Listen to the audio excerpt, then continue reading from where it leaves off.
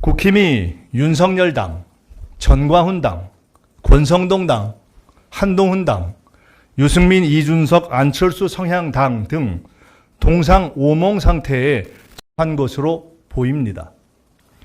계엄 사과, 윤석열 탈당 등 윤석열과의 위장 이혼으로 한동훈계나 유승민계 등을 잔류시키고 이준석 후보를 합류시키는 빅텐트의 명분을 만들려 하고 김용태 의원을 내세워 변화의 모습을 보이려 하지만 결국 윤석열 제명도, 내란 특검법 찬성도, 5.18 헌법 전문 수록도 없는 계엄 사과와 빅텐트는 윤석열 후보가 이준석 대표를 둘러먹었던 개장사 2탄이 될 것입니다.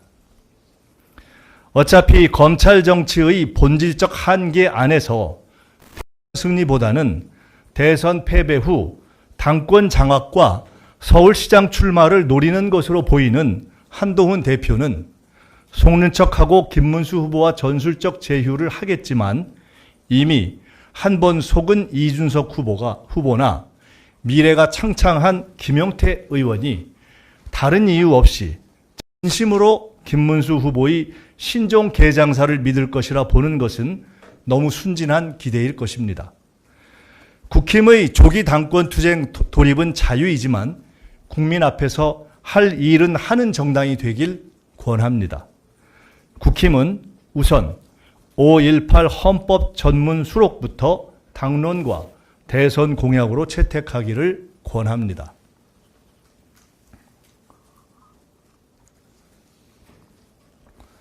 윤석열 탈당 시나리오는 본질적으로 윤석열 사면 시나리오의 시작일 뿐입니다.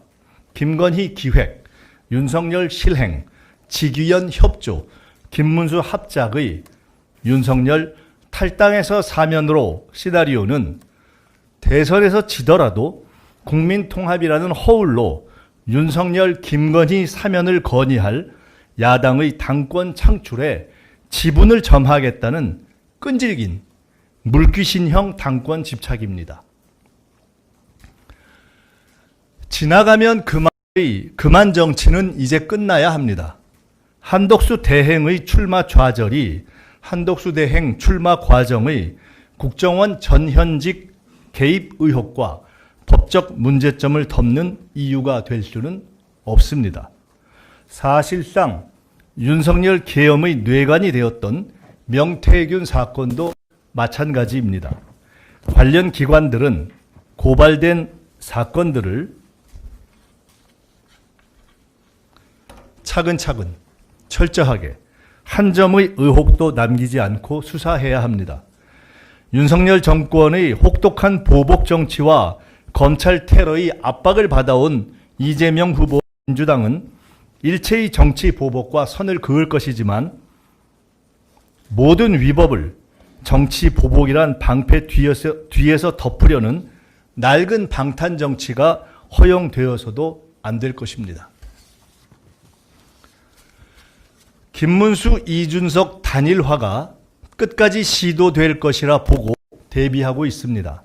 시도의 이유와 성사의 가능성을 다 보고 있지만 성사가 된다 해도 그 성적은 허망할 것이라 보고 양자구도, 삼자구도 모두 승리할 수 있도록 대처해 가겠습니다. 조희대 대법원이 촉발시킨 범국민적인 대법원 기득권 카르텔 척결 요구는 조희대, 지귀현 등 당사자와 사법부의 자정 노력이 없으면 국민의 양해를 얻기 어려울 것입니다.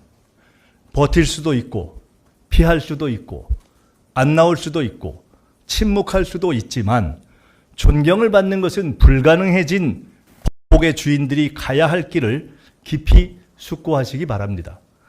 입법, 행정, 사법 3권의 주인은 국민이라는 대원칙은 그리 어려운 것이 아닙니다.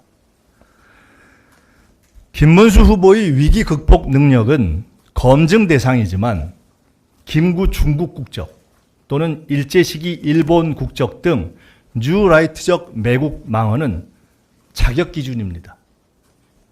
헌법과 국적법 등에서 전혀 국민으로서의 권리를 보장하지 않고 오직 징용의 합리화를 위해서 일제의 신민이라 강변했던 일제의 논리에 놀아나는 사람이 어찌 대한민국의 지도자는커녕 대한민국 국민 자격이 있겠습니까?